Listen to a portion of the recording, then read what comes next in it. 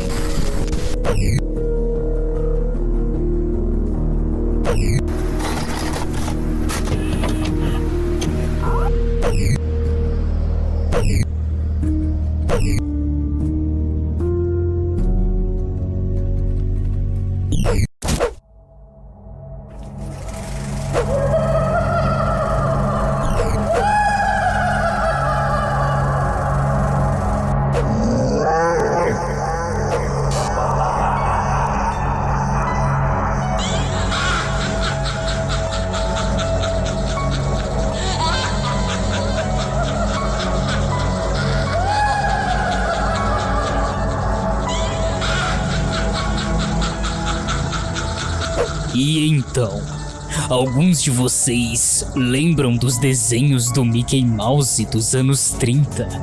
Daqueles que foram lançados em DVD há alguns anos atrás? Bom, eu ouvi dizer que uma obra em específico não foi lançada ao público, nem para o mais ávido fã da Disney clássica. De acordo com algumas fontes, não havia nada de especial, mas sim um loop contínuo do Mickey andando em frente a 6 prédios diferentes por 2 ou 3 minutos antes da tela escurecer. Diferentemente das melodias bonitinhas como de costume, a trilha sonora deste desenho, bom, não era realmente uma música, mas sim notas agressivas e dissonantes no piano, como se alguém estivesse socando aleatoriamente as teclas por 1 minuto e meio, quando a sonoplastia se desmanchava em um ruído branco pelo resto do filme. Também não era o bom e velho sorridente Mickey, aquele que nós aprendemos a amar. Mickey não dançava, não sorria, não fazia absolutamente nada como de costume. Ele apenas andava da mesma forma que eu e você andamos, com uma expressão facial amuada, balançando a cabeça ao mesmo tempo que mantinha um olhar indecifrável. Até alguns anos atrás, todos acreditavam que logo após a tela escurecer, isto significava o fim do episódio. Quando Leonard Maltin estava revendo este desenho, estudando a sua inclusão em uma possível série de clássicos a ser relançada, ele decidiu que este episódio era muito pobre para entrar para o DVD. De qualquer forma, ele decidiu guardar uma cópia digitalizada pelo valor sentimental, visto que foi uma criação do punho do próprio Walt Disney.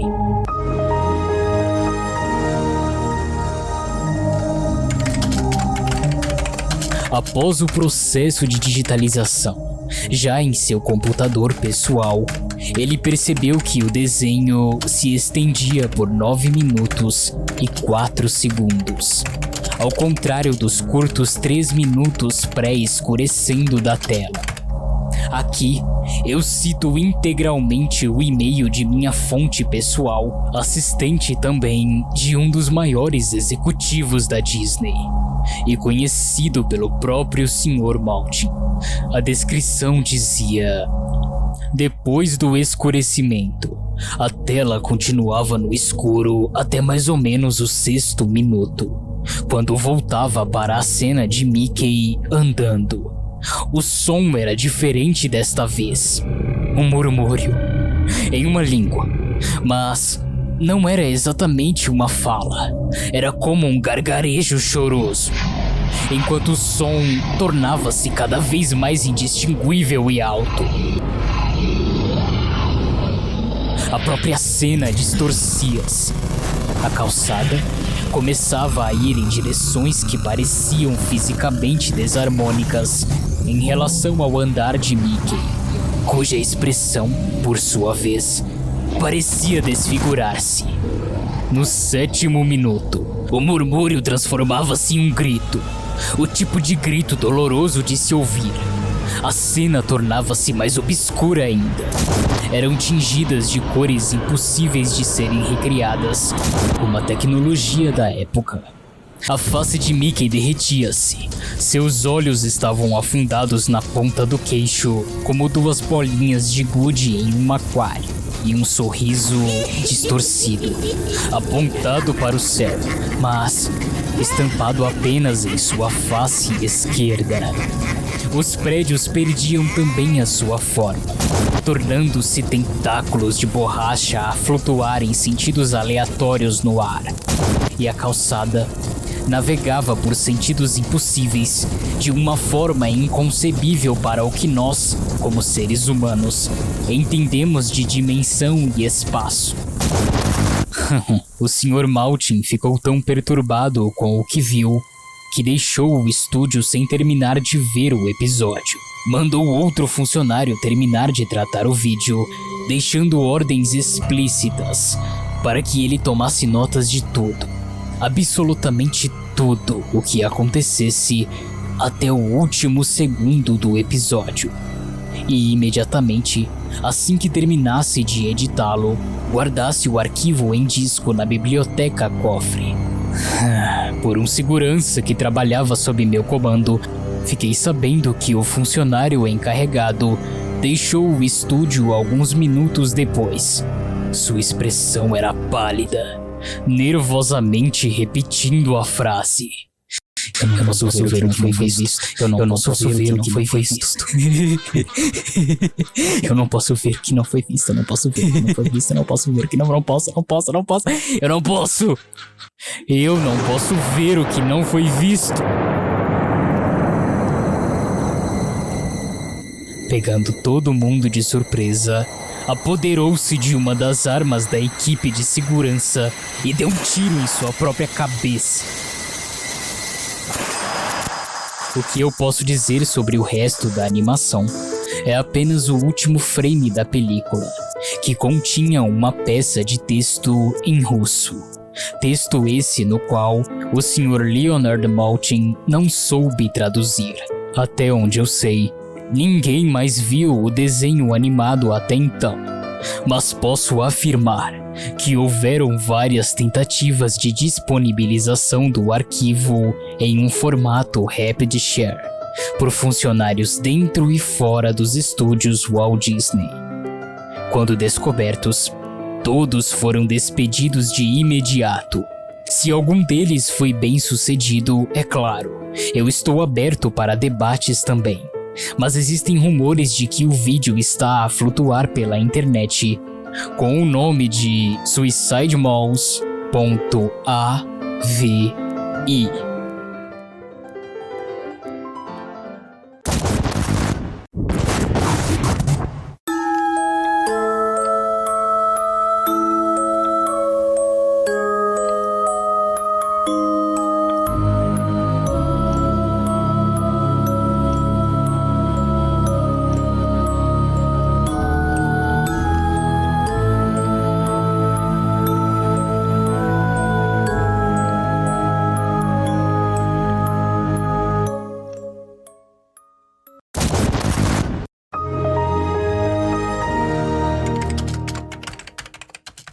Atualizações sobre Suicide Malls. Atenção, tudo o que descreverei agora são as anotações do diário da minha melhor amiga, Ashley. A mãe dela me chamou e pediu para que eu verificasse como ela estava, dizendo e afirmando que eu era provavelmente a única pessoa que poderia ajudá-la. Eu só queria ter chegado mais cedo. Oh Deus. Pensava que sua mãe estava só um pouco histérica demais, mas havia algo terrivelmente errado com ela. O que eu estou a ponto de dizer pode perturbá-lo, mas eu deveria ter dito há muito tempo. Então, se você é sensível, não vá até o final. E não continue escutando esta gravação, por favor, não faça isso. Tudo bem, lá vai. Temo pela vida de alguém que, como a minha amiga, está obcecada com os fenômenos assustadores da internet e que trabalha incansavelmente para descobrir a verdade sobre tudo. Muito bem, eu vou apenas organizar os relatos aqui em sequência. E você pode escutá-los, mas por favor, mais uma vez, se você é sensível, não escute. É um conselho, Essas são as fitas de Ashley.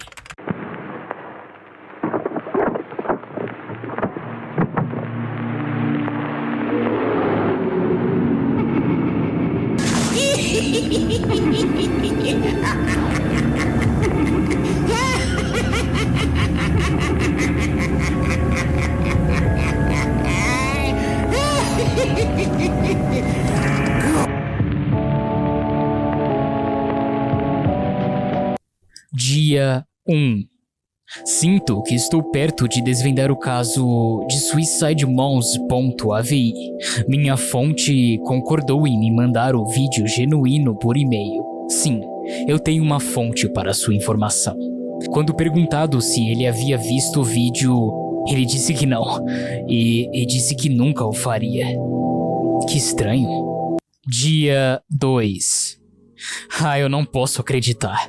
Não posso acreditar que toda a minha pesquisa para encontrar o vídeo original realmente valeu a pena. Porém, não sei se deveria compartilhar isso com mais pessoas. Na verdade, acho que deveria deixar ele privado somente para mim. A natureza deste vídeo tem me perturbado a um nível psicológico e emocional muito alto.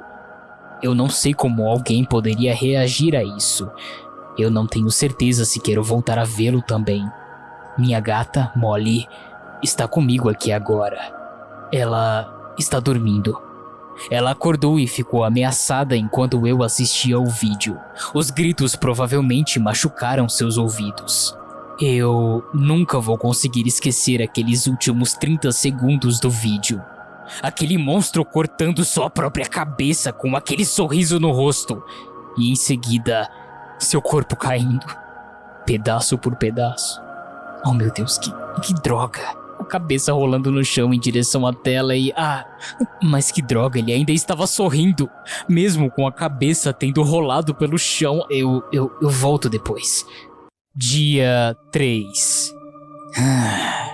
Outro dia chato e solitário em casa. Sem dinheiro para ir a qualquer lugar ou fazer qualquer coisa. Estou presa aqui. Terei que encontrar algo para fazer para tirar aquele vídeo da minha mente. Molly tem agido muito estranha hoje. Ela passa muito mais tempo dormindo do que o normal e chora quando eu me afasto dela. Esquisito. Ela é tão cheia de energia. O que será que se passa com ela? Dia 4. Não consegui dormir nada na noite passada, e eu estou completamente exausta. Eu não conseguia tirar aquele maldito sorriso psicótico da minha cabeça. O mero pensamento dele andando naquela maneira animada e com aquele sorriso assassino já seria o suficiente. Mas ver o que eu vi é uma história completamente diferente. Os gritos, tudo. Eu estou tentando desvendar qual a relação entre o som e as imagens do vídeo. Eles simplesmente não parecem combinar nem um pouco. Mas por que aquela mulher grita? Eu não sei. Não sei porque me sinto assim tão de repente. Eu me sentia tão bem na noite anterior. Dia 5. Eu consegui dormir um pouco na noite passada, mas ainda estou cansada. Vou tentar dormir mais um pouco hoje para ver se consigo compensar minhas noites mal dormidas. Mas Tenho medo de que possa estar atrás de mim alguma coisa que eu desconheço. E a qualquer momento, esta coisa pode se fazer presente. Eu sinto que estou sendo vigiada. Tenho medo de adormecer. Tenho medo de fazer qualquer coisa nesta casa. Tenho medo de estar sozinha. Embora geralmente tenha sido nos últimos tempos a coisa que eu mais desejo no mundo. Eu gostaria de poder conversar com algum amigo, minha mãe ou meu pai, mas eles não acreditam em mim. Eles só riem da minha cara. Os efeitos das imagens e sons sobre a mente humana sempre me interessaram. Mas para todas as outras pessoas, eles só diziam: é apenas um vídeo, é só uma foto. Decidi seguir em frente e excluir o vídeo do meu laptop. Não posso correr o risco de alguém encontrá-lo. Não posso deixar que mais ninguém fique doente da cabeça como eu fiquei. Eu só quero esquecer tudo isso. O que é pior é que eu não consigo encontrar a Molly em lugar nenhum. Dia 6. Minha mãe me ligou hoje. Eu acho que ela sentiu o medo e a exaustão em minha voz. Ela tentou me fazer dizer o que tinha de errado, mas é claro que eu não pude. Ontem à noite eu continuei acordada, mas toda vez eu via ele. Eu via ele em pé do lado da minha cama com aquele sorriso enlouquecido, às vezes com uma faca na mão, apontando para mim e balançando sua cabeça como se estivesse me dizendo que eu era a próxima. Eu não posso mais dizer o que é real ou não. Eu acho que eu perdi a capacidade de sentir a realidade.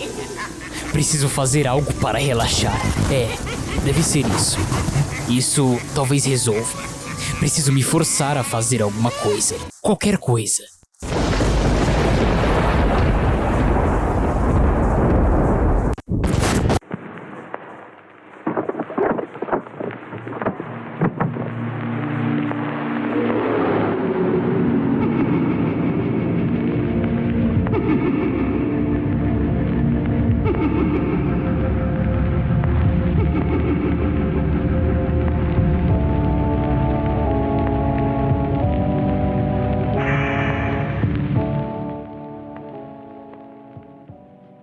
Bom,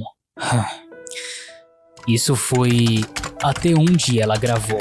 Tudo isso está escrito no diário de Ashley, como disse no começo. E essas foram as últimas anotações da minha amiga.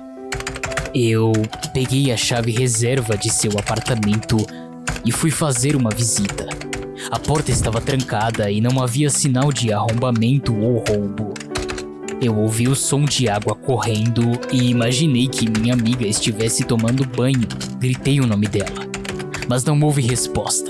Acreditei que ela não pudesse me ouvir por conta do forte barulho de água corrente em sua casa. Bati na porta, repeti seu nome uma dúzia de vezes, mas sem sorte. Eu fiz isso várias e várias vezes, sem resposta. Temendo o pior, eu abri a porta com toda a força que pude e puxei a cortina do chuveiro. A polícia chegou muito rapidamente depois que eu fiz aquela chamada no 190. Minha amiga havia morrido devido a um sangramento massivo, causado por graves e profundos cortes em todo o seu corpo, provavelmente causadas por uma faca ou uma navalha.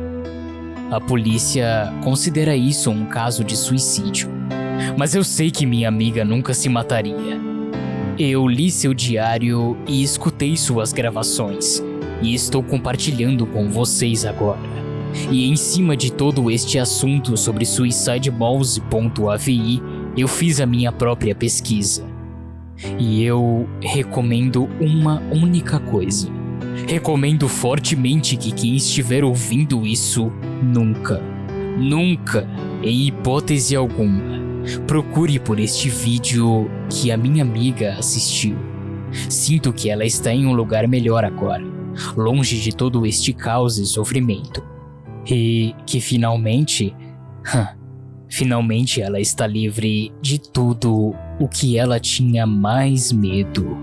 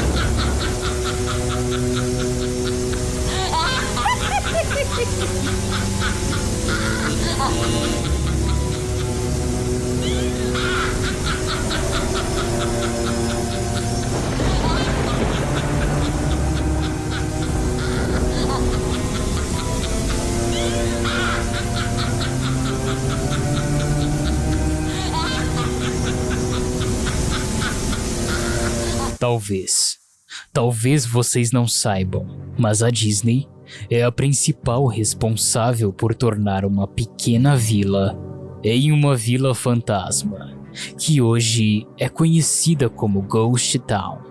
Deixe-me explicar. A Disney construiu o resort da Ilha do Tesouro, que em 1999 teve o nome alterado para Discovery Island. Para o português, isso seria algo como Ilha da Descoberta. E ela está localizada na Baía de Baker, nas Bahamas. Discovery Island não era uma vila fantasma. Navios de cruzeiro da Disney realmente desembarcaram no resort e deixavam as pessoas, turistas, a relaxarem em pleno luxo.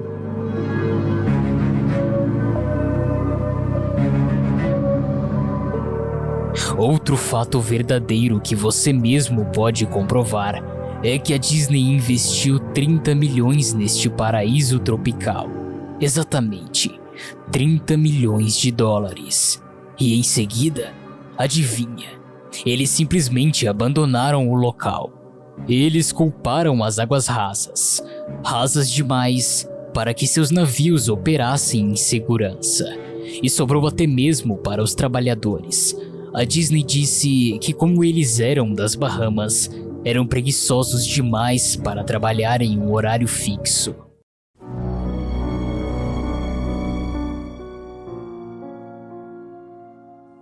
É aqui que a natureza factual desta história acaba. Não era por causa das águas rasas. E, obviamente, não era porque os trabalhadores eram preguiçosos demais. Ambas eram desculpas convenientes. Não, eu sinceramente duvido que estas razões fossem legítimas. Mas, depois do que eu passei, eu simplesmente me pergunto por que eu simplesmente não acreditei na história oficial. E sabe por quê? Por causa do Palácio de Mowgli.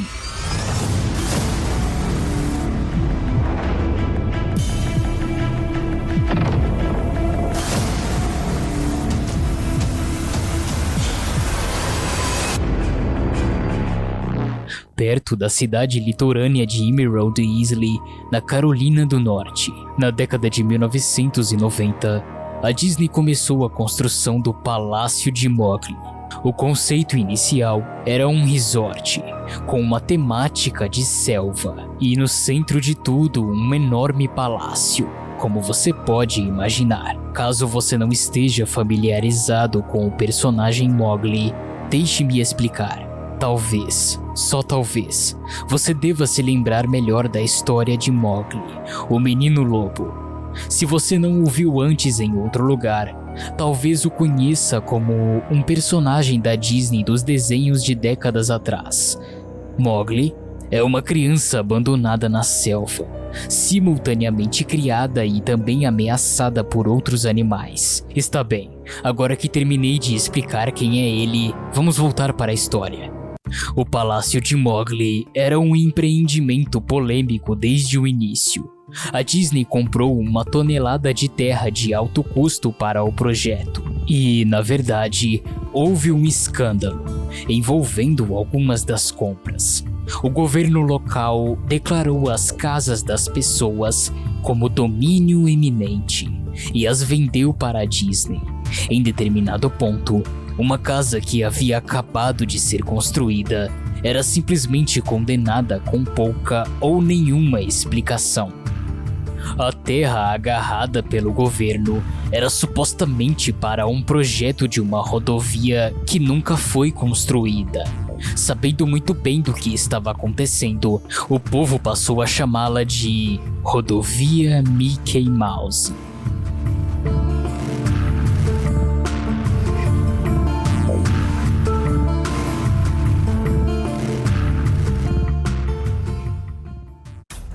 Como você deve ter percebido, estava estabelecido e imposto o conceito de arte. Um grupo de camisetas da Disney foram vendidas para a reunião com os moradores da cidade. Eles vendiam a ideia como se fosse ser algo lucrativo para todos. Quando eles mostraram o conceito... Bem, aquele enorme palácio indiano cercado por selva e composta por homens e mulheres vestindo tangas e roupas tribais. Basta dizer que eles não aceitaram muito bem a ideia. Estamos falando de um enorme palácio indiano, selva e tangas, não relativamente no centro de uma área de luxo, mas sim em uma área xenofóbica do sul dos Estados Unidos. Foi uma escolha questionável a este ponto da história. E é claro, também teve isso. Um membro da multidão tentou invadir o palco, mas foi impedido pelos seguranças assim que ele tentou quebrar também uma das placas da frente. Mas que droga, a Disney pegou aquela comunidade e lhe quebrou os joelhos. As casas foram arrasadas, o terreno foi limpo e não havia uma maldita coisa que qualquer um pudesse fazer em relação a isso. TV e jornais locais eram contra o resort desde o início. Mas alguma ligação insana entre as explorações de mídia da Disney e os locais de interesse turístico entrou em jogo. E as opiniões mudaram repentinamente.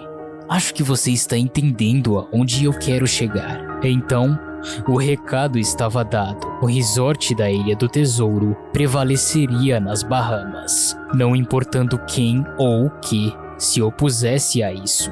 A Disney investiu milhões no lugar e começou o trabalho. A mesma coisa aconteceu com o Palácio de Mowgli. A construção estava completa. Os visitantes realmente se hospedaram no resort. As comunidades do entorno foram inundadas com o tráfego e os aborrecimentos habituais associados com o luxo de turistas perdidos e irados. Então, tudo parou. A Disney desligou o lugar e ninguém sabia sequer o que pensar. Mas eles estavam bastante felizes com isso. A perda da Disney foi bastante hilária e maravilhosa para um grande grupo de pessoas que não queriam tudo aquilo em primeiro lugar.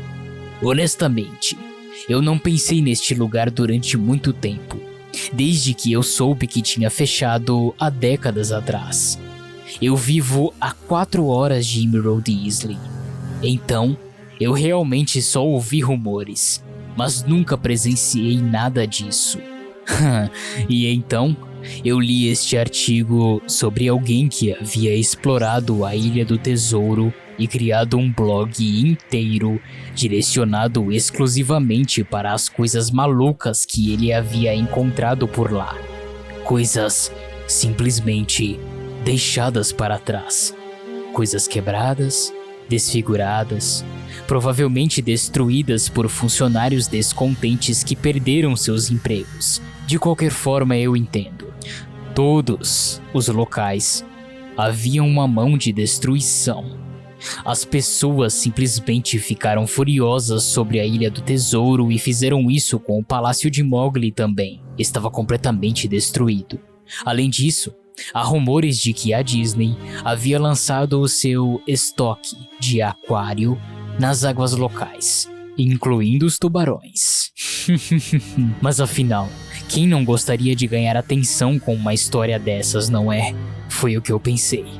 O que estou querendo dizer, afinal, é que este blog sobre a Ilha do Tesouro me fez pensar.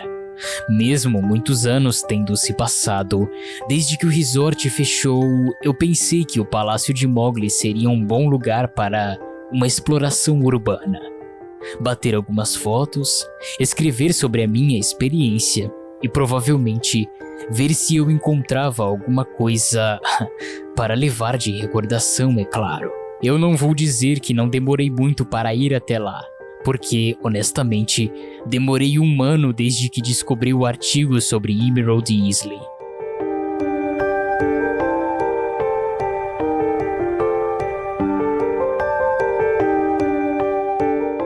Durante este ano, fiz uma imensa pesquisa sobre o palácio do resort.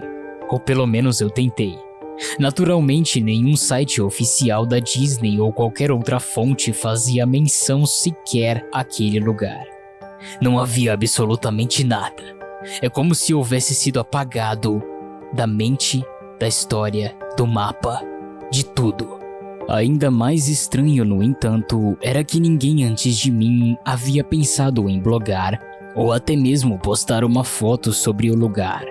Nenhuma TV local ou site de notícias tinham sequer uma palavra sobre o assunto, o que era de se esperar, uma vez que todos já haviam se manifestado exatamente da maneira que a Disney queria. Eles não sairiam por aí falando sobre os próprios erros, não é mesmo? Recentemente, eu descobri que as empresas podem realmente pedir ao Google, por exemplo, para remover links dos resultados de busca. Basicamente, qualquer coisa pode ser excluída a pedido de uma grande corporação. Então, em retrospecto, não era que ninguém nunca havia falado sobre o resort, mas sim que as suas palavras haviam sido silenciadas. E então, no final das contas, eu mal conseguia encontrar o lugar. Tudo que eu tinha era um mapa muito velho que recebi pelo correio nos anos 90. Era um item promocional enviado a todas as pessoas que haviam ido recentemente à Disneylândia. E eu acho que eu já estive lá nos anos 80, quando tudo isso ainda era muito recente.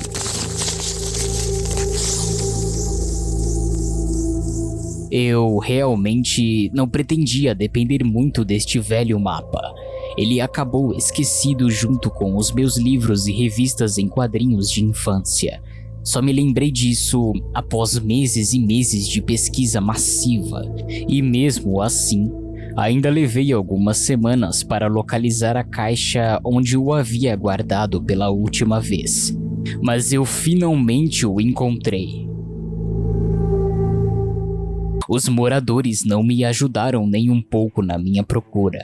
Como a maioria, é claro, havia se mudado para a praia nos últimos anos, os poucos moradores que restaram apenas zombavam de mim e faziam gestos rudes enquanto eu perguntava para onde ficava aquele grande templo esquecido pela Disney.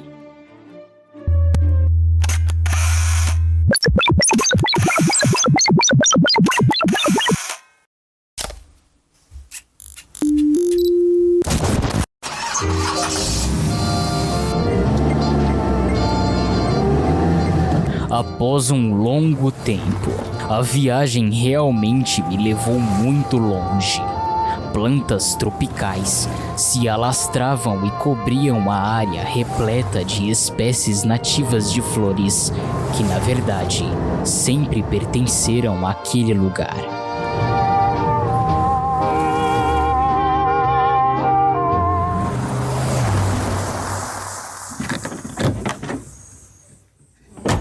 Fiquei admirado quando cheguei aos portões na frente do resort. Enormes portões monolíticos de madeira que de ambos os lados pareciam ter sido cortados diante de uma gigantesca sequoia. O portão em si havia sido furado em vários lugares por pica-paus e comido na base por insetos escavadores. Pendurado no portão havia uma placa de metal. Algum rabisco aleatório com letras negras feitas à mão, que dizia "Abandonados pela Disney". Claramente, um pequeno protesto de algum funcionário descontente. Os portões estavam abertos o suficiente para que eu pudesse entrar, mas não dirigir. Então, eu peguei a minha câmera digital e o meu mapa, cujo outro lado mostrava apenas um pequeno rabisco representando o projeto do resort. Eu resolvi então seguir a pé.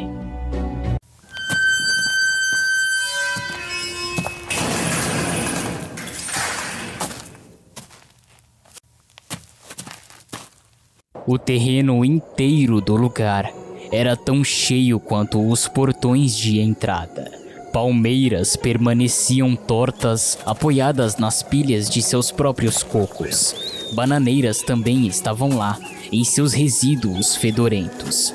Havia esta espécie de confronto entre a ordem e o caos. Graças às plantas cuidadosamente plantadas ali, tudo o que restara de quaisquer estruturas exteriores foram destruídas, quebradas, arrebentadas. A madeira apodreceu e haviam vários pedaços de um material queimado que não pude identificar no momento. O que parecia ser um balcão de informações ou um bar ao ar livre era agora apenas uma pilha de destroços desgastado pelos tempos. A coisa mais interessante do lugar, sem dúvida, era uma estátua de Baloo, o urso de Mowgli, o menino lobo, que ficava em uma espécie de pátio de frente com o edifício principal. Ele estava intacto em uma pose animada, dançando, olhando para o nada com um sorriso cheio de dentes e cocô de pássaro cobrindo todo o seu pelo. Seus pés eram agarrados fortemente pelas raízes que brotavam do chão e cercavam toda a sua plataforma. Me aproximei do edifício principal, o palácio, apenas para encontrar o exterior do prédio coberto por pichações, onde a pintura ainda não havia descascado. As portas da frente não estavam apenas abertas. Suas dobradiças foram quebradas e as portas haviam sido roubadas. Acima das portas de entrada, ou a abertura aonde deveriam haver portas, mais uma vez, alguém havia escrito: abandonados pela Disney.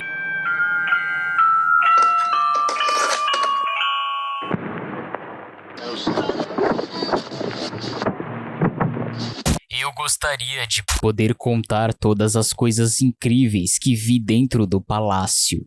Estátuas esquecidas, caixas registradoras abandonadas, uma sociedade secreta de mendigos, mas não. O interior do prédio era tão gritante, tão vazio, que eu acredito que alguém deveria ter roubado até mesmo a moldura das paredes. Tudo que era grande demais para ser roubado, balcões, mesas, árvores gigantes de plástico, tudo isso descascava em meio à câmara vazia que ecoava lentamente cada passo que eu dava como uma metralhadora. Eu verifiquei a planta do lugar e me dirigi aos locais que me pareciam de alguma forma muito mais interessantes que todo o resto. A cozinha era como você pode imaginar, uma área de preparação de alimentos industriais com todos os aparelhos e espaço. Nenhuma despesa poupada. Cada superfície de vidro fora quebrada. Cada porta havia tido suas dobradiças roubadas. Cada superfície metálica havia sido chutada e amassada. O lugar inteiro cheirava muito a mijo velho. O enorme freezer nem mesmo esfriava um pouco sequer. Agora, havia filas e filas de espaço vazio nas prateleiras. Ganchos pendurados no teto, provavelmente para pendurar os pedaços de carne para serem preparados.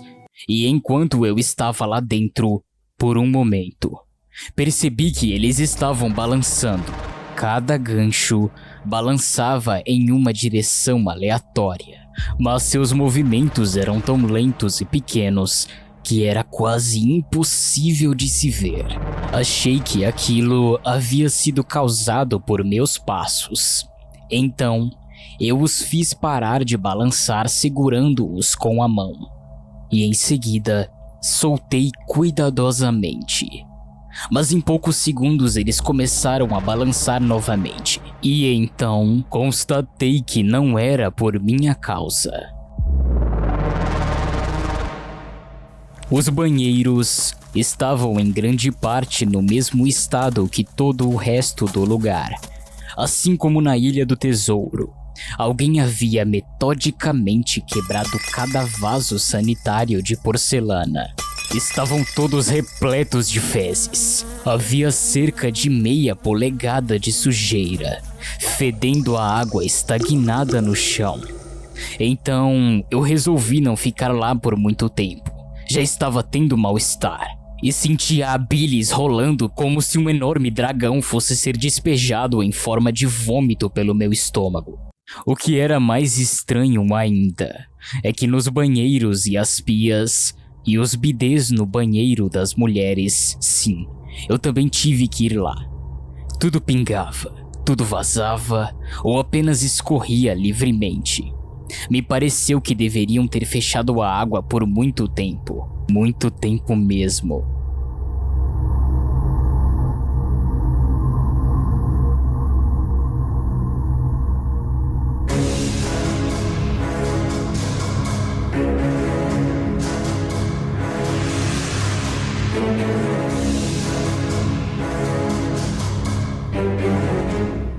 Haviam muitos quartos no palácio, mas naturalmente não tive tempo de olhar todos eles.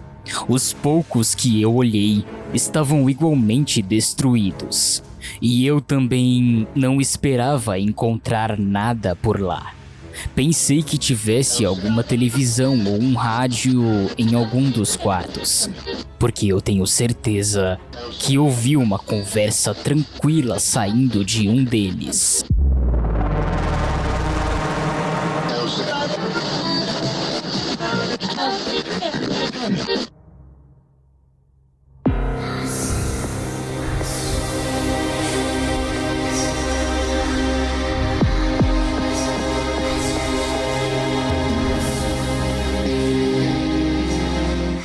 Apesar de ter sido como um sussurro, provavelmente era a minha própria respiração ecoando no silêncio.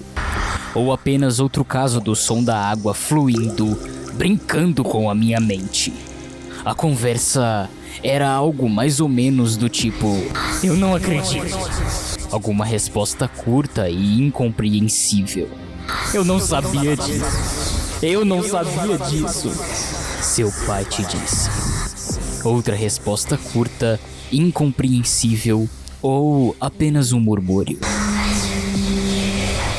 É claro, eu sei. Você não é obrigado a acreditar em nada do que eu digo. E eu sei que isto soa muito ridículo. Eu estou apenas dizendo o que eu passei por lá. Por isso pensei ter visto algo correr naquela sala também. Ou pior, alguns mendigos que provavelmente haviam se escondido por lá e estariam prontos para me esfaquear ou algo do tipo.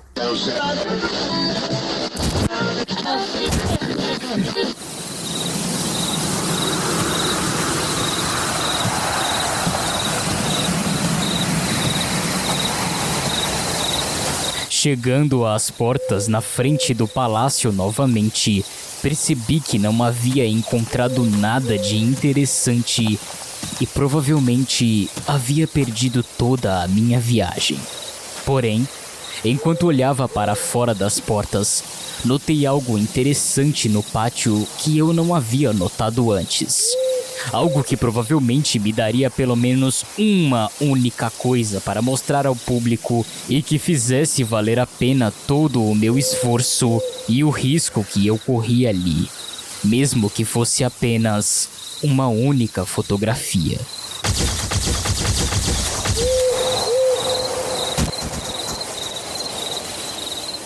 Havia uma estátua realista de uma cobra gigante, talvez 2,5 metros de comprimento, enrolada e tomando sol em um pedestal bem no centro do lugar.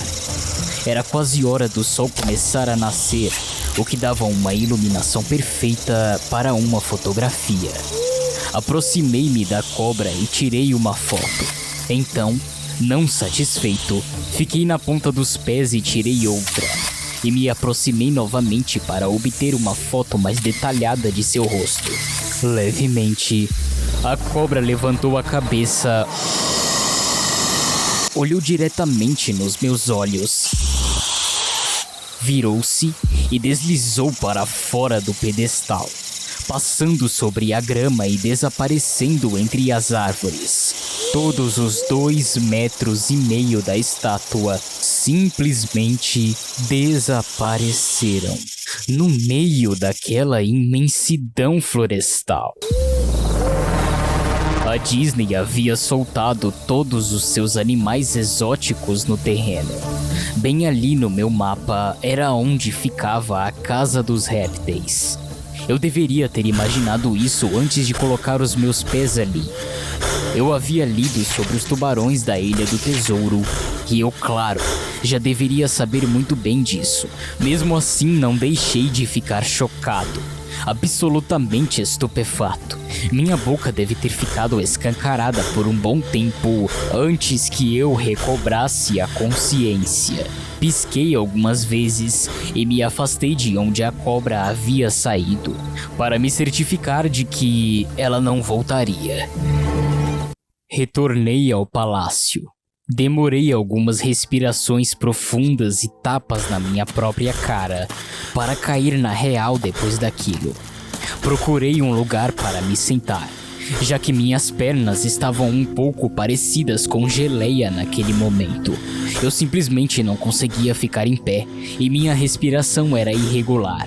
E é claro, não haviam lugares para me sentar, a menos que eu quisesse repousar sobre os cacos de vidro e o carpete mofado no chão, ou arrastar-me em cima de uma mesa de confiabilidade questionável.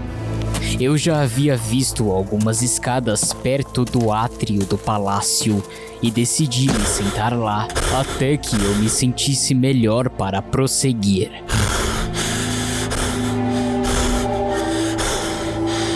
A escadaria, diferentemente da frente do edifício, não estava suja, exceto pelo acúmulo surpreendente de poeira. Puxei uma placa de metal da parede, mais uma vez pintada com a frase "Abandonado pela Disney", manifestação na qual eu já estava extremamente acostumado. Larguei a placa no canto, terminando de me sentar na escada. A escada levava para baixo, abaixo do nível do solo.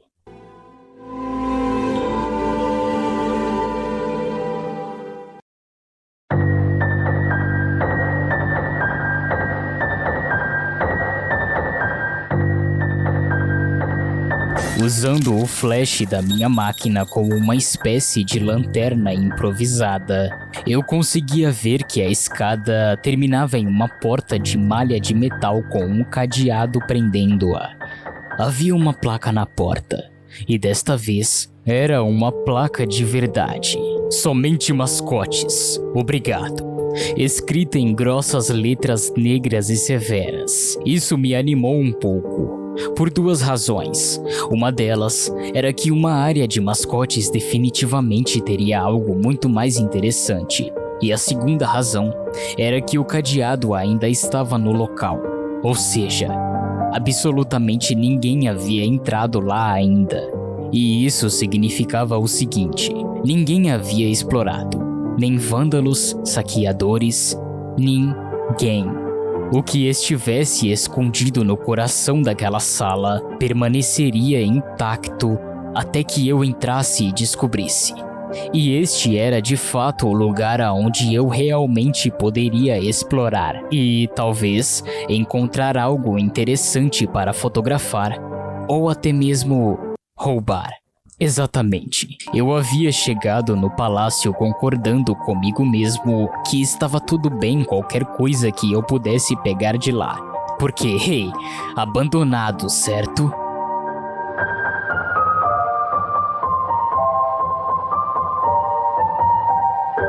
Não demorou muito para arrombar a fechadura. Bem, para ser sincero, isso não é verdade. Não demorou muito para prender a placa de metal na parede em que o cadeado estava preso. O tempo e a decadência haviam feito a maior parte do trabalho para mim, e eu era capaz de dobrar a placa de metal o suficiente para puxar os parafusos para fora da parede. Algo que aparentemente ninguém havia pensado fazer, ou se houvessem realmente pensado, não haviam conseguido pôr a sua façanha em prática. Após a minha ligeira tentativa, a porta cedeu.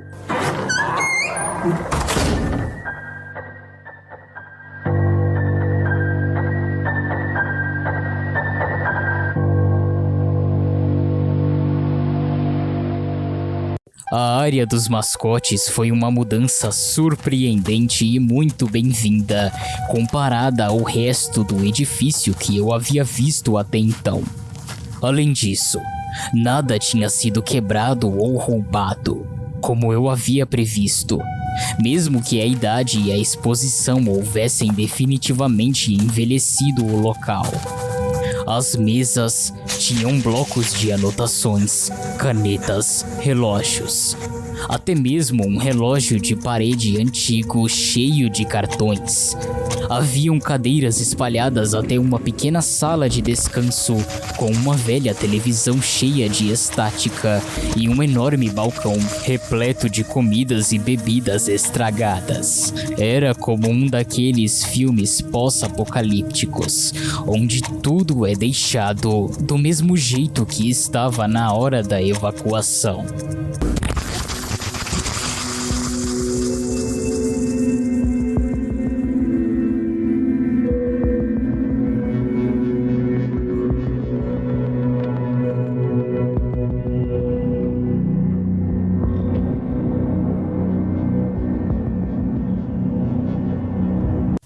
Enquanto eu caminhava pelos corredores que mais pareciam um labirinto, o local se tornava cada vez mais interessante e, confesso, opressivo ao mesmo tempo. Conforme eu ia mais longe, via balcões, via mesas derrubadas, um grande tapete e papéis espalhados que quase se fundiam com o chão úmido, apodrecendo lentamente. Tudo parecia muito mole. Tudo que era de madeira se desintegrava mesmo quando tocado com a menor quantidade de força. E itens de vestuário pendurados em ganchos em uma das salas simplesmente caíam em fios úmidos quando eu tentava tocá-los, ou mesmo sequer tentar tirá-los de seus lugares. Uma coisa que me incomodou bastante foi que a luz estava se tornando mais escassa e pouco confiável conforme eu ia para as mais úmidas e sufocantes profundezas do local.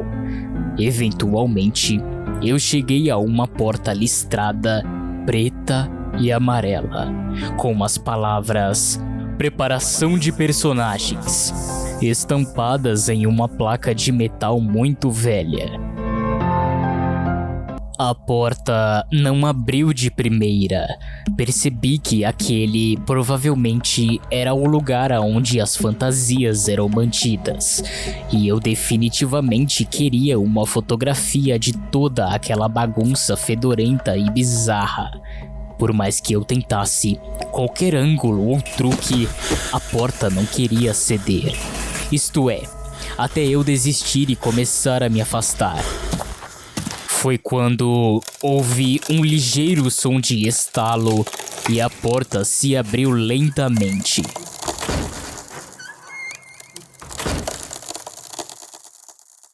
No interior, o quarto estava completamente escuro. Um breu total. Eu usei o flash da minha câmera mais uma vez para procurar por algum interruptor de luz na parede, mas não havia nada. Absolutamente nada.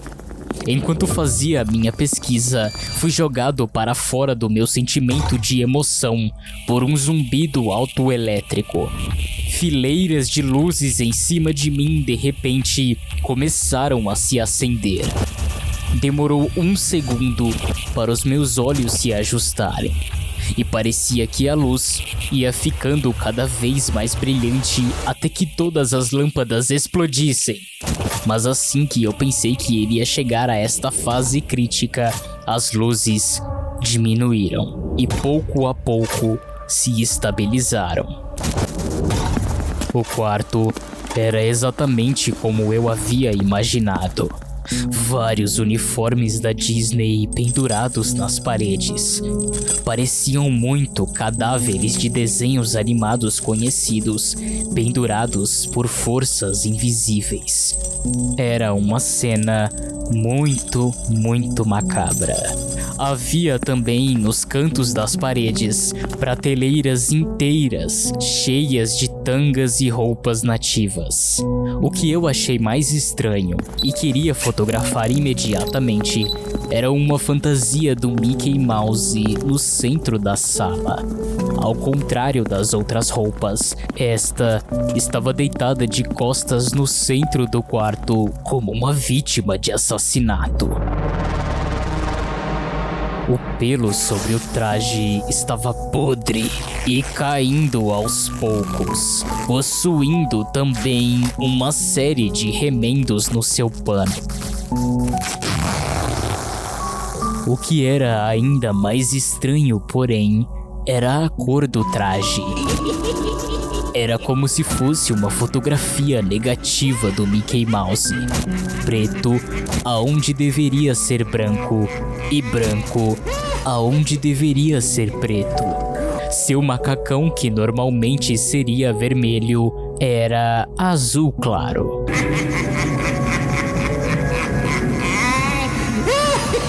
A visão foi desanimadora o suficiente para que eu realmente adiasse fotografar a coisa até o último instante. Tirei uma foto dos trajes pendurados nas paredes, ângulos de cima, de baixo, fotos de lado para mostrar todas as fantasias e os rostos dos desenhos animados pútridos, alguns com olhos de plástico faltando. E então uma ideia me ocorreu. E se eu encenasse uma fotografia? Tudo o que eu precisaria era enfileirar os personagens um por um sobre aquele chão lamacento. Peguei a cabeça de um traje do Pato Donald e cuidadosamente o removi para que tudo não desmoronasse em cima de mim, enquanto olhava para o rosto de olhos arregalados para aquela cabeça mofada. Um barulho muito alto me fez pular de susto. Olhei para os meus pés. E entre os meus sapatos havia um crânio humano. Ele havia caído para fora da cabeça do Donald e se quebrou em pedaços ao se chocar contra o chão. O barulho era horrível. Na posição em que ele caiu, apenas o rosto vazio e o maxilar inferior permaneceram olhando para mim.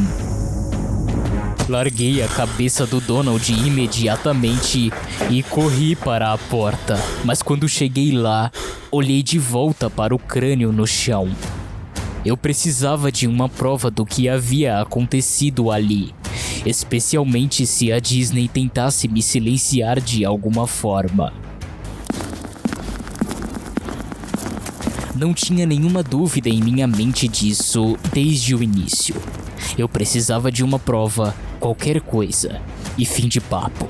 Eu também conseguia sentir nos meus ossos que, mesmo que fosse apenas uma negligência grosseira, a Disney era responsável por isso.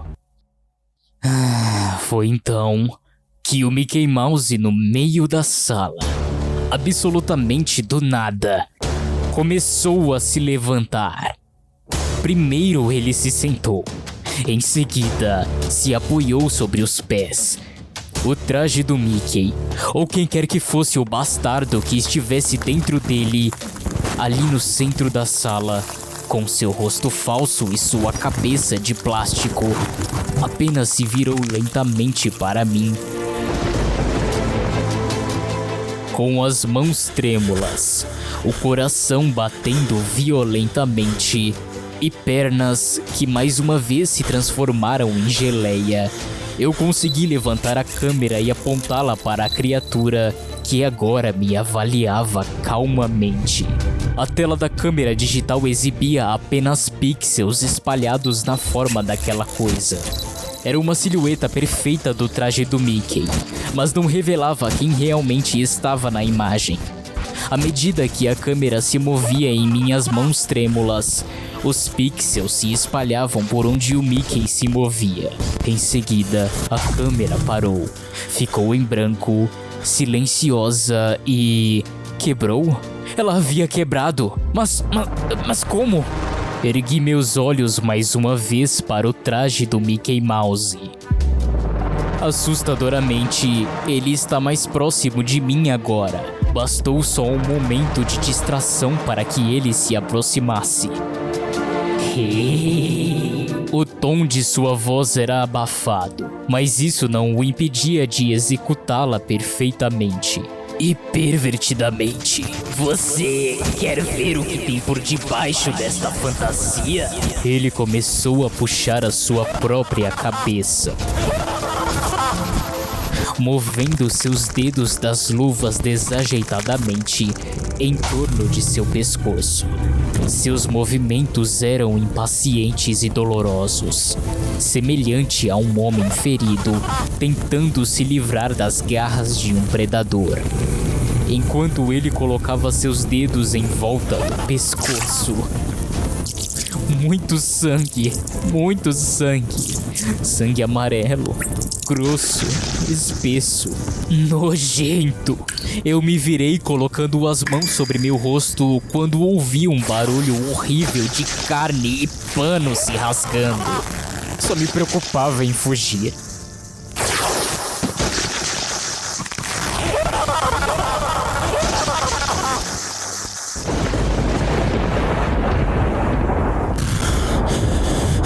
Acima da porta do lado de fora desta sala, eu vi a mensagem final cravada numa placa de metal por unhas ou ossos. Abandonados por Deus.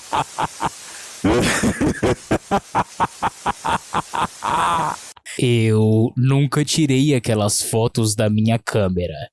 Eu nunca escrevi isso em lugar nenhum, até agora. Depois que eu fugi daquele lugar, para o bem da minha sanidade mental, se não a minha própria vida, eu entendi por que a Disney não queria que ninguém soubesse sobre este lugar. Eles não queriam que ninguém como eu entrasse lá. E eles definitivamente não queriam que nada parecido com aquilo saísse de lá.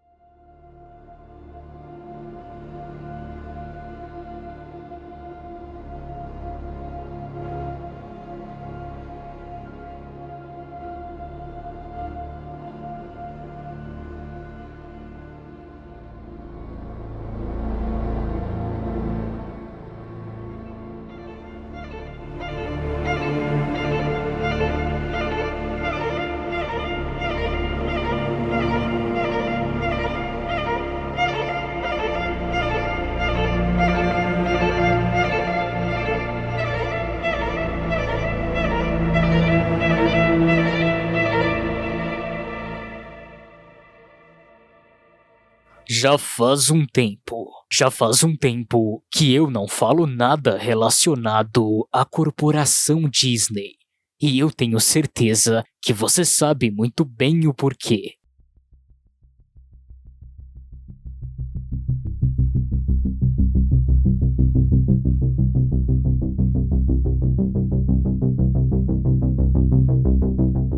Muita coisa vem acontecendo desde minha última postagem. Recebi um monte de perguntas e preocupações de pessoas que leram meu relato em primeira mão, diretamente do Palácio de Mowgli, um resort que foi construído e abandonado pela Disney. Mas acredito que esta história todos vocês já conheçam. Eu quero agradecer a todos que compartilharam pela internet. Infelizmente, ele foi excluído de alguns lugares, principalmente dos sites corporativos de grande influência que foram facilmente intimidados por um poder maior. No entanto, para cada tópico deletado ou postagem de blog excluída, mais umas 100 surgiram. Isto é algo que eles não conseguirão enfrentar. Não há mais volta para eles, e nem mesmo para mim.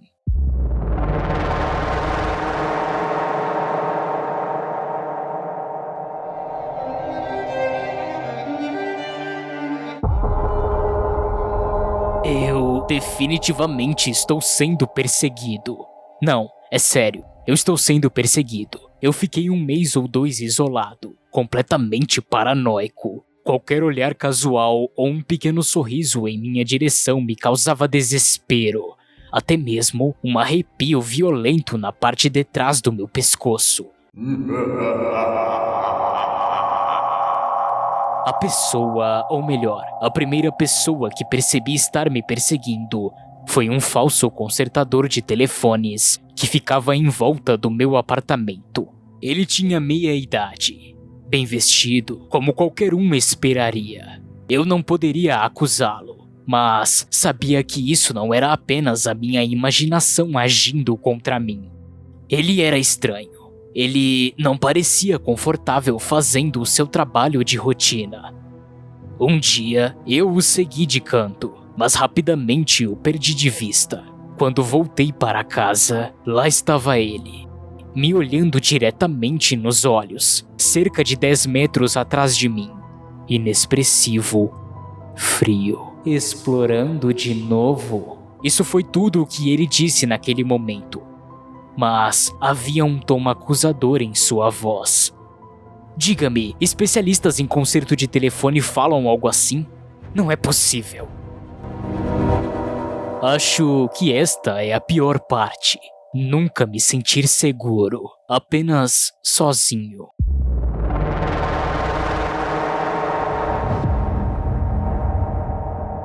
Sempre encontrava pela casa algum material diferente da Disney. Materiais nos quais eu nunca havia visto ou sequer notado antes. Borracha escolar no formato do Mickey. Uma revista da Disney Explora em cima da minha estante. Coisas desse tipo. Eles esconderam pequenos Mickeys em todos os lugares. 3 círculos, um grande, 2 pequenos, formando a silhueta da cabeça do famoso rato.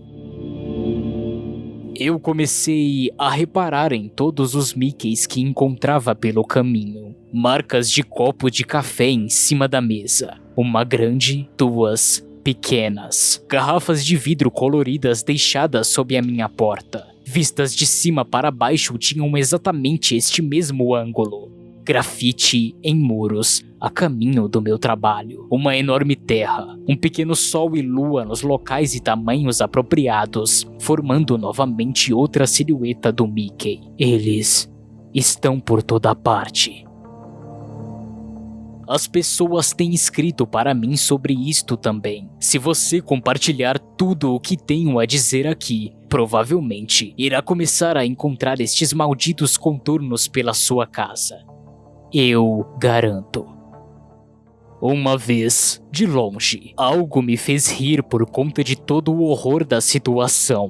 Havia um desenho de giz ao lado do meu carro. Fiquei surpreso no início, andando pelo estacionamento, mantendo-me atento também às potenciais pessoas que poderiam estar me seguindo. O desenho no chão parecia uma vítima de assassinato. Você provavelmente está familiarizado com este tipo de desenho em filmes e séries. Mas não, isso era real. Isso estava acontecendo bem debaixo dos meus olhos. Ao lado do desenho, escrito em amarelo fosco, feito irregularmente à mão, havia uma única palavra: você. A única coisa boa em tudo isso é que eu não sou o único que viu algo que não devia. Não vou citar nomes. Bem, se eu dissesse o porquê, você também não prestaria atenção.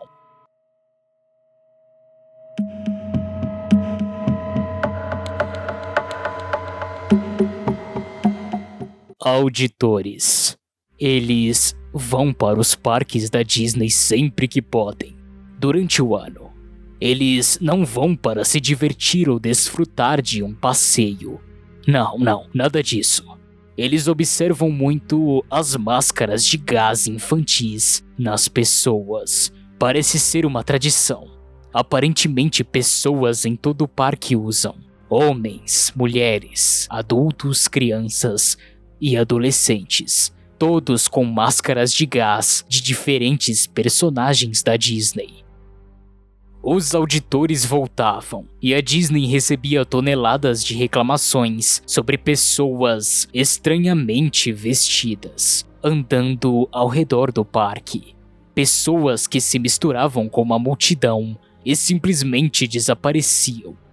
Mais tarde, as máscaras de gás fizeram com que as pessoas as tirassem, e teorias e relatos de possíveis terroristas começaram a fluir. Todos estes relatórios provavelmente foram direto para a lata do lixo. Eu sei disso, pois não consigo encontrar nenhum sinal de qualquer dessas ocasiões relatadas pela mídia. Embora você deve saber que a Disney sabe manipular a mídia como ninguém. Estes auditores e fiscais vão aos parques, falam com algumas pessoas e tentam não chamar a atenção. Eles perguntam para 3 ou 4 famílias se eles viram alguém usando uma máscara engraçada. Na verdade, eles querem uma máscara de gás para usar como prova, embora, em uma ocasião, uma criança apontou para um deles na entrada do parque. Ele correu no meio da multidão e ouviu a voz de uma criança gritar na frente dele: "Mãe, eu quero uma máscara do Pateta também."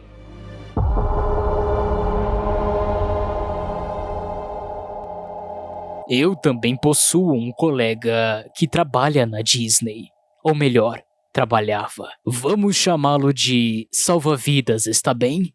Ótimo, vamos prosseguir. O salva-vidas trabalhou em um parque aquático da Disney de 2001 a 2003. Ele ficava no topo de um enorme tobogã de água e fazia com que nenhuma das crianças ficasse muito agitada, colocando as crianças no tubo do tobogã para escorregar. Uma de cada vez, dizendo a elas o que era mais seguro e o que não era, dizendo-as para manter os braços colados ao lado de seus corpos quando estivessem dentro do tubo. Um dia, ele disse que um garoto gordo entrou no tubo, mas que não saiu do outro lado. E sem perceber isso, ele enviou mais umas 2 ou 3 crianças para dentro do tubo. O garoto gordo havia ficado preso lá dentro, e por este garoto ter ficado preso dentro do tubo, acho que você já deve estar imaginando o que aconteceu. Que as outras crianças provavelmente também ficaram presas lá dentro junto com ele.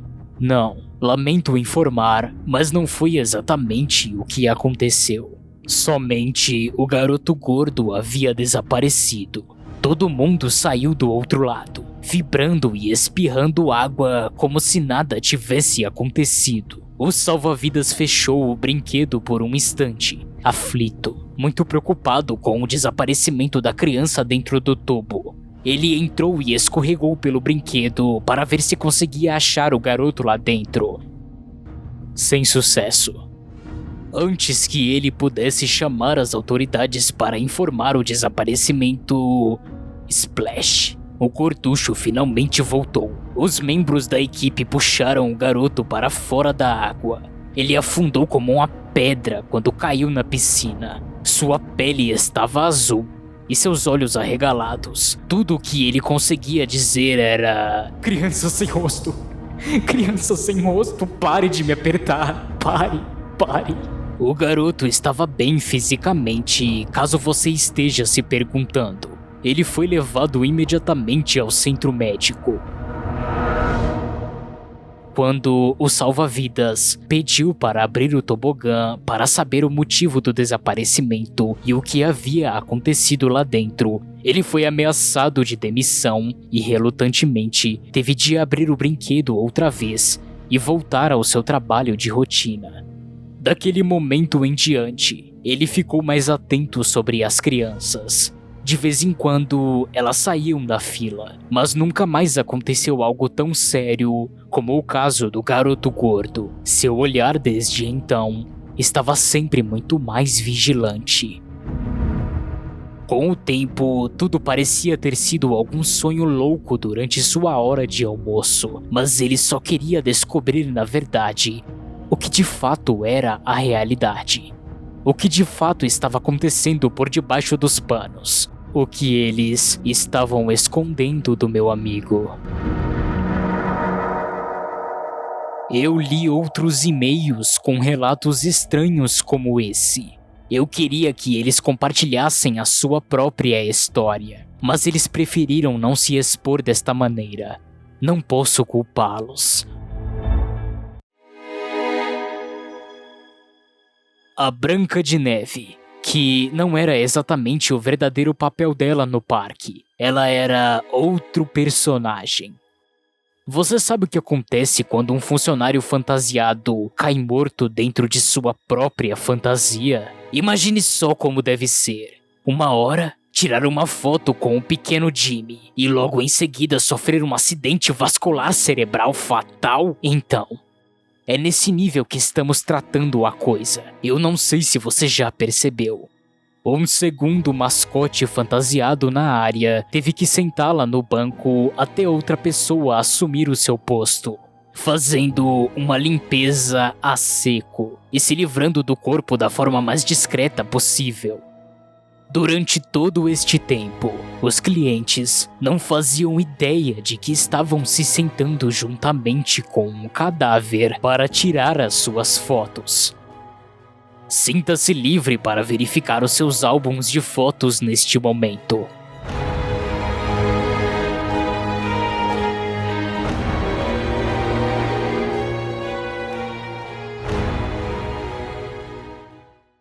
Isso foi ruim. Mas um outro companheiro, que vou chamá-lo de zelador, enlouqueceu completamente. A Disney World e provavelmente outras corporações construíram uma série de túneis subterrâneos bem embaixo de seus pés. Vale a pena relatar 3 histórias. Tudo e qualquer coisa que você pode imaginar está lá embaixo, para uso exclusivo dos funcionários. Eles são chamados de utilizadores, corredores de utilidade. Basicamente, esta é a única razão pela qual você não chega a ver personagens fora do lugar, ou mesmo zeladores andando pelo parque. Eles entram e saem de portas escondidas e viajam pela cidade subterrânea escondida. O zelador até me disse que este era o tipo de informação de baixo nível, o que significava que qualquer um poderia ter acesso a este tipo de informação, mas mesmo assim, eu não deixei de me surpreender. Aliás, eu não fazia ideia que este tipo de coisa acontecia. O Walt Disney teve vários apartamentos construídos em seus parques. Há um bem em cima do castelo da Cinderela, outro em Piratas do Caribe. Eles estão em todos os lugares. Apenas repare bem na próxima vez que entrar em um parque da Disney. Mais do que isso, há boates, um cinema, uma pista de boliche e muito, muito além do que você pode imaginar. Tudo por trás das portas embutidas nas fachadas caprichosas que você provavelmente passou sem notar. O Clube 22 é uma destas áreas escondidas. Se você tiver dinheiro o suficiente para se juntar ao clube exclusivo, pois é, você não tem. Então terá acesso a ele e muito mais. O Clube 22 é um lugar onde vale tudo. A corporação Disney chama esses lugares de zonas escuras. São pontos aonde os personagens se trocam e dão lugar a bebidas, drogas e sim, sexo. Também existem as zonas brancas, com poucos corredores de utilidade, e as zonas cinzas, que cruzam estas outras duas, fazendo, digamos, o intermediário. O zelador também me disse que nem sempre foi assim. Foi mais para um declínio lento e o abrandamento gradual das normas sociais dentro deste grupo de elite. Mas qual a razão pela qual ele sabe de tudo isso? Por que eu deveria confiar nele? Bom, você já deve ter perguntado isso a si mesmo. Mas sim, ele sabe de tudo isso pelo simples fato de que, por ser o zelador, ele já fez a limpeza de um destes lugares. Aliás, todos eles.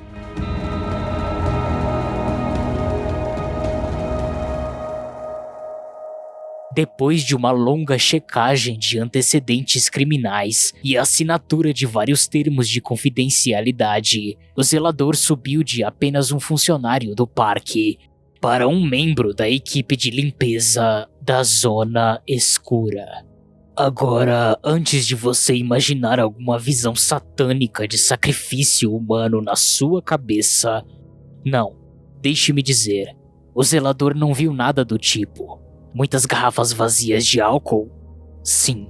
Preservativos usados, espalhados como desinflados balões de ano novo? Oh, sim, e como? Você não faz ideia. Ele limpou muitas cotas de sangue, urina e vômito. A única coisa que ele pensava enquanto fazia o trabalho era na quantidade de jovens baderneiros que usaram estes lugares. Pelo menos é assim que ele via em retrospecto. Todo este lixo, merdas profanas, tudo isso entrou em um forno e se misturou com a fumaça na chaminé de uma típica casa. Se você já foi para Disney World, você respirou pecado ultra condensado. Pode ter certeza disso. Me desculpe ter que te dar esta informação, mas eu só trabalho com fatos.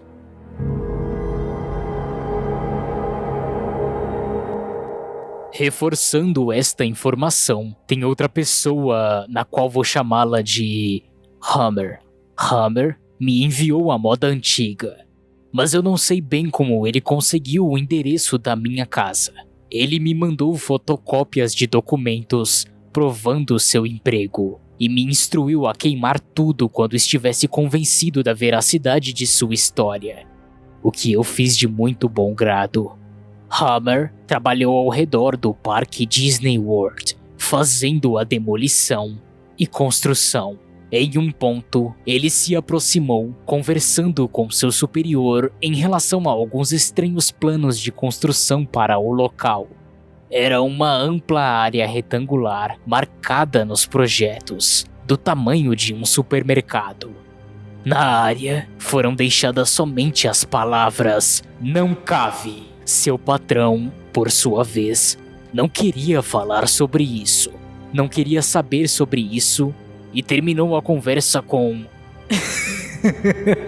Ora, Hammer, este espaço foi deixado intencionalmente em branco. Não se preocupe com ele, certo? Apenas se concentre em cavar em volta. Mas Hammer não entendeu. A área parecia um desperdício de espaço e entrou diretamente em conflito com o trabalho que sua equipe havia sido designada.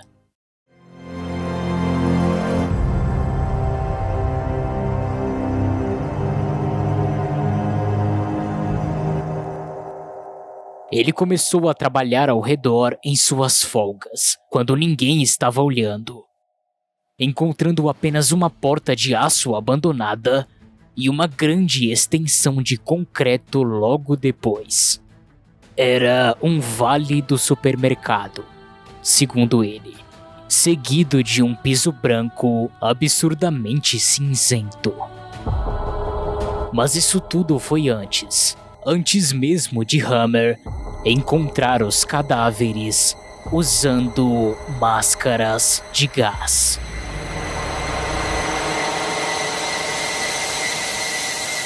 Ao contrário de todos os outros relatos anteriores, as pessoas, ou melhor, as coisas que estavam usando as máscaras, estavam todas caídas, empilhadas e espalhadas pelo quarto. Centenas de cadáveres fracos, lesionados, como servos que foram presos e não conseguiam mais fugir. As máscaras de gás tinham todas os rostos e características dos personagens da Disney, só que no lugar de suas bocas haviam filtros de oxigênio. Ele observou também que as mesmas pareciam molhadas por dentro, embaçadas como uma janela de carro. Pequenas gotas de água brilhavam por trás do vidro, tornando-se impossível qualquer um enxergar através. Neste momento, não era mais apenas uma desconfiança. Hammer tinha certeza que algo cruel havia ocorrido com aquelas pessoas. Este era também o começo de uma investigação conduzida pelo nosso personagem.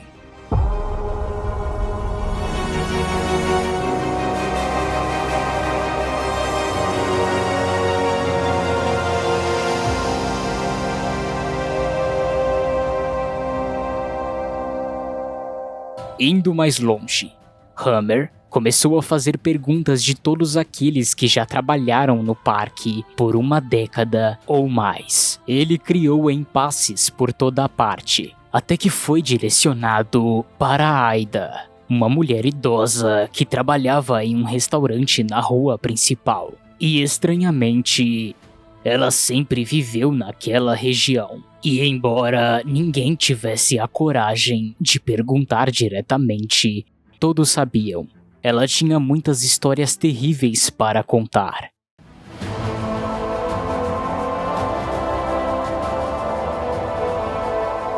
Hammer perguntou sobre o espaço vazio e em seguida sobre os clientes mascarados.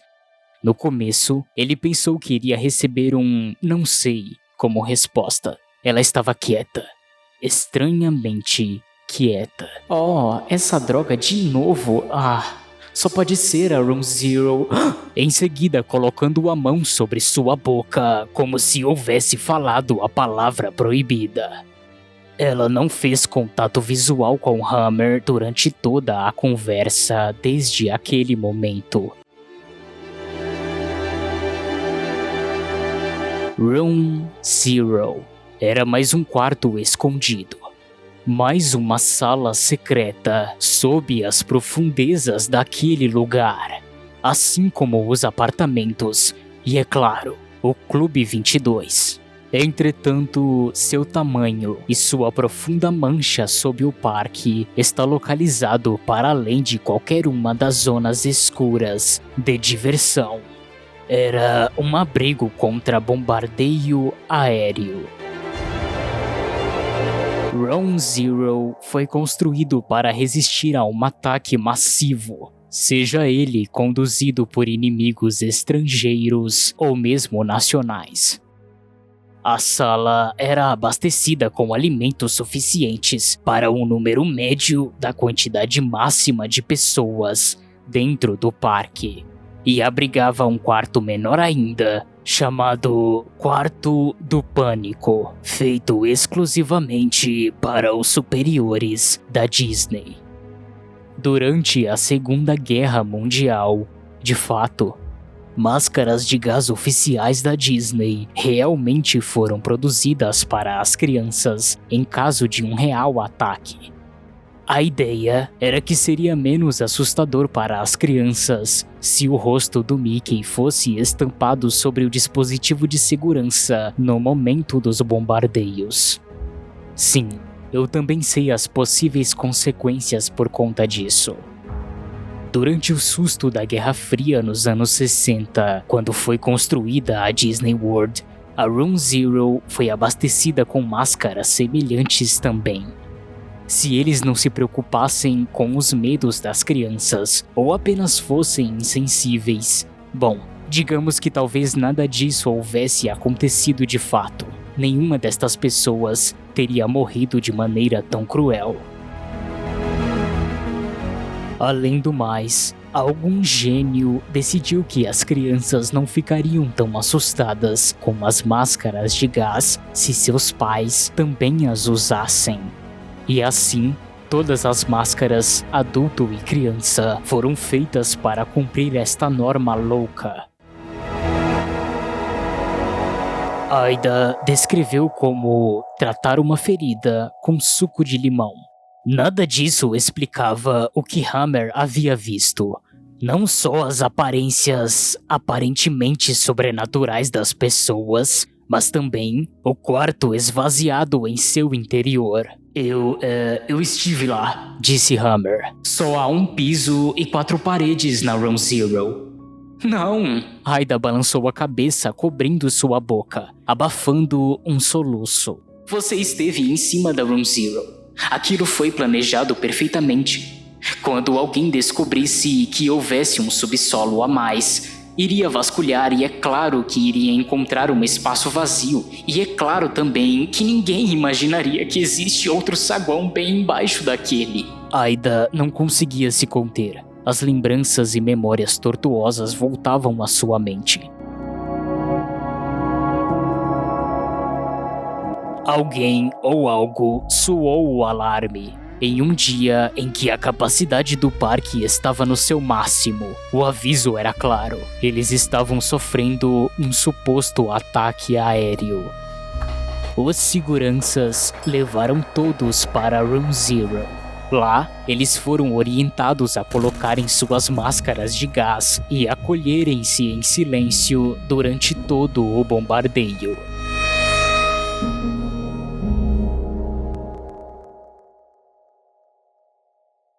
Tudo estava calmo nos primeiros 30 minutos, exceto as crianças, que choravam e sussurravam assustadas. Ninguém queria morrer. Então, os pais eram gratos de alguma forma por esta estranha medida de segurança. Ei, pare de me beliscar! E então, alguém deu o primeiro grito. O silêncio acabava de acabar.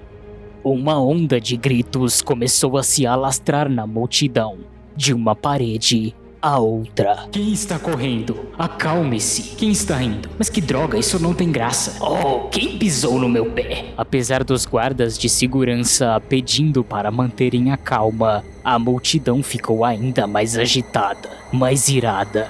Até que finalmente, depois de quase 1 hora de loucura, todas as luzes se apagaram. Todos haviam morrido. O que veio em seguida só pode ser descrito como caos. No escuro, somente as paredes dos jovens e os gemidos dos adultos podiam ser escutados em um maciço inchaço que sangrava nos ouvidos de todos dentro daquela câmara de eco negra.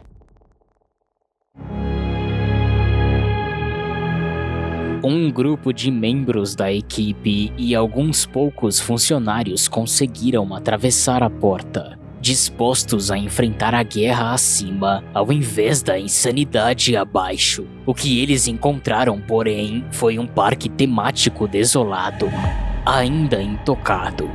Não havia ataque nenhum acontecendo. A música continuava a tocar, ecoando pelas cidades de contos de fadas em silêncio. Ao retornar a Room Zero, os poucos que ficaram no topo da escada aguardando, enfim se levantaram, não ouvindo nenhum sinal de batalha anterior. Havia apenas o silêncio. Aida desceu as escadas, apesar da mendicância daqueles que deixou acima. Enfim havia chegado às portas reforçadas. Agora, ela se via inundada pela escuridão, ouvindo apenas um zumbido nos ouvidos. Uma única voz saiu da escuridão. O eco tornou impossível dizer se a voz rouca veio da parte de trás do abrigo ou se foi bem na frente de seu rosto. Feche a porta, querida. Você está deixando mais frio aqui dentro. Dominada pelo terror, foi exatamente isso o que ela fez.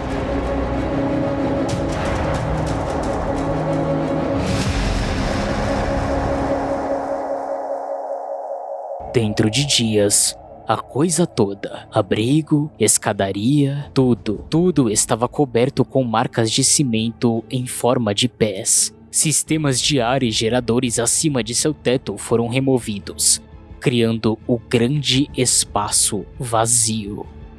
Eles ainda estão lá embaixo, Aida disse para Humber, com quem quer que fosse. De alguma maneira, eles não estão mortos.